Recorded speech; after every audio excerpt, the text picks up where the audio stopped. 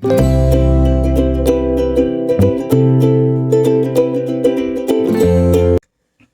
sejahtera, selamat datang ke channel Fels Lifestyle. Terima kasih karena terus setia dan terus bersama di dalam channel ini. Tuan-tuan, berkaitan dengan pilihan raya negeri 17 Sabah, semakin banyak cerita panas yang kita dapat lihat di media sosial. Kita juga lihat ada beberapa video kontroversi berkaitan dengan cabut bendera. Kita juga lihat ada pemasangan bendera yang sehingga melibatkan kemalangan dan sebagainya lah. Jadi kita juga ada dengar berkaitan dengan ahli parti ini sehingga ratusan orang pindah ke parti ini. Nah, jadi siapakah ini? Siapakah parti-parti ini yang kehilangan ratusan ahlinya ataupun penyokongnya sebelum ini? Nah, ada beberapa maklumat yang saya dapat dari FB yang berkaitan dengan ini, dari FB page Kupi-Kupi Politik Sabah dan dari FB page Borneo Voice. Nah, teman-teman, ada isu baru-baru ini berkaitan dengan kepimpinan warisan.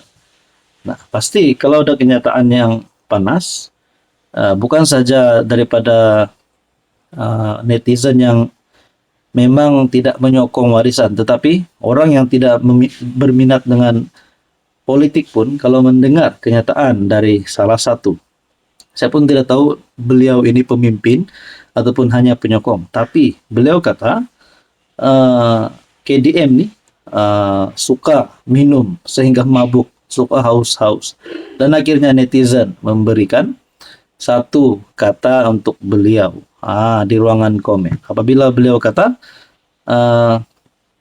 KDM nih, orang-orang KDM nih suka mabuk-mabuk. Nah, oke. Sebelum saya teruskan, izinkan saya perkenalkan. Ini adalah transfer factor terapi imun. Pada Anda di luar sana yang ada masalah kesehatan, penyakit berulang, terapi imun adalah jawaban kepada doa Anda. Sekiranya Anda ingin mendapatkan tips sembuh, tips terapi imun, Anda boleh menghubungi nomor yang tertera. Nah, mungkin ini menjadi penyebab kepada kekalahan warisan. Pertama, apabila ada penyokong yang membuat kenyataan sedemikian. Dan baru-baru ini berkaitan dengan saya ada dengar di FB rasuah anak saudara Syafiq Abdal. Dan saya dapat lihat di FB Kupi-Kupi Politik Sabah, staf menerima ratusan ahli warisan. Dan yang sebelumnya ada yang daripada FB Kupi-Kupi Politik Sabah, 300 ahli warisan keluar parti serta GRS di Darau. Nah, kelewatan Pen Borneo. Nah, satu lagi pendedahan dari FB Borneo Voice. Bekas pegawai khas TPM 2018 sehingga 2020. Bongkar, Syafi adalah penyebab proyek Pen Borneo tidak berjalan mengikut jadwal.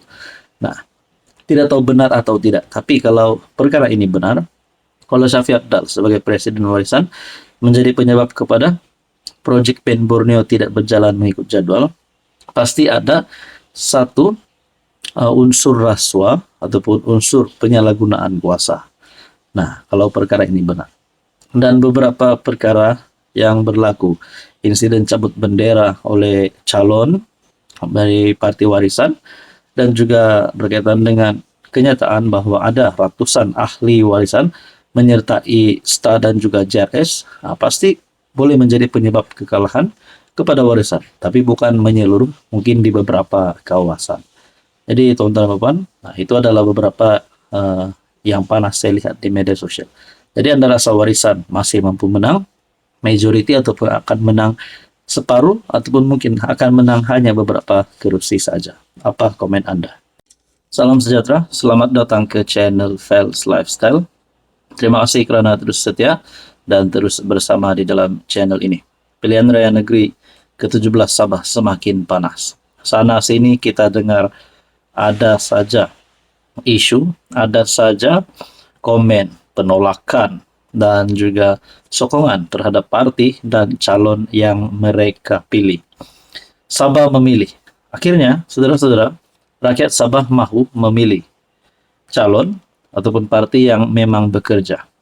Dan dalam masa yang sama, ada saja isu yang akan ditunggang untuk menjatuhkan ataupun membawa niat jahat ataupun niat buruk terhadap calon ataupun parti tertentu. Saya mendapat satu maklumat dari laman media sosial, laman Facebook Sabah News 2.0 kali ini menyebut rasuah anak saudara Syafiq Apdal. Seperti yang kita tahu, Syafiq Apdal adalah presiden Parti Warisan, antara parti yang saya boleh kata berpengaruh di Sabah. Oke, sebelum saya teruskan, izinkan saya perkenalkan. Ini adalah transfer factor terapi imun for life. Kepada Anda di luar sana yang ada masalah kesehatan, penyakit berulang. Terapi imun adalah jawaban kepada doa Anda. Sekiranya Anda ingin mendapatkan tips dan maklumat tentang terapi imun, sekiranya Anda mau ikhtiar sembuh dengan penyakit yang Anda alami hari ini, Anda boleh menghubungi saya di nomor yang tertera. Saudara-saudara, saya mendapat maklumat ini dari FB Sabah News 2.0. Rasuah seorang pemimpin wira warisan sempurna, Muhammad Saifullah Muhammad Minggu, 20 November 2025, disabitkan bersalah di Mahkamah Session Kuala Lumpur atas 8 pertuduhan rasuah melibatkan jumlah keseluruhan RM 1,77 juta dengan gambar dan caption. Rasuah anak saudara Syafiq Apdal, pemimpin wira warisan, dihukum penjara 6 tahun, denda RM 8,8 juta. Image warisan terus tercalar. Saudara-saudara, kalau perkara ini benar, pasti warisan dan juga Syafiq Apdal perlu bertanggung jawab untuk memberikan penerangan tentang perkara ini. Kenapa? Sebab pasti ada yang pengundi akan bertanya perkara ini benar atau tidak, dan kalau benar, apa tindakan Syafiq Apdal sebagai presiden warisan? Karena ditulis di sini pemimpin wira warisan. Tidak tahulah kalau ini benar, pemimpin wira warisan ini masih lagi memegang jawatan itu atau tidak. Tapi pasti perkara ini perlukan penerangan. Ada yang kata, ada-ada saja yang dikaitkan untuk menjatuhkan pihak lawan. Bukan di SEE, bukan di SSE yang rasuah. Kalau betullah anak buah di SSE baru seorang, yang YB JRS seramai 15 orang itu, JRS tidak tercalarkan. Itu satu balasan daripada penyokong warisan. Nah, isu politik itu ditangkap setelah keluar dari Parti Warisan bersama menterinya, Muhammadin, tetapi di Kementerian Pelancongan Malaysia. Jadi dalam artikel yang lain juga berkata, berkaitan dengan isu ini, satu perkongsian yang saya lihat kali ini daripada FB, laman media Sabah News 2.0, dengan satu video, warisan cakap mahu hapus rasuah. Tapi anak saudara presiden parti sendiri disabitkan rasuah RM 1,77 juta.